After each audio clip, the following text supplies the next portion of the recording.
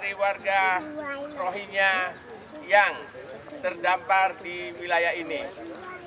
Allah Subhanahu wa Ta'ala telah menakdirkan warga Muhajirin Rohingya yang tertindas di negaranya dan harus mempertahankan hidupnya sampai harus mengarungi lautan, samudra, dan terdampar di wilayah Aceh ini tentu atas takdir Allah Subhanahu wa Ta'ala.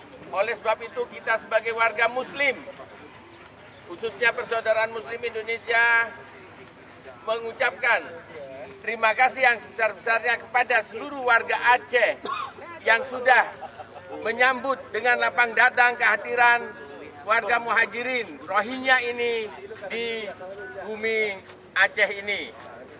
Ini menunjukkan bahwa Aceh adalah wilayah yang nyaman dan damai untuk warga Muhajirin Rohingya.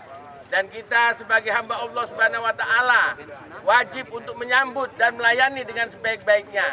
Karena warga Rohingya ini bukan sekedar muhajirin tapi juga mujahid-mujahid, karena mereka mempertahankan hidupnya, mempertahankan akidah Islamiyah yang patut kita dukung.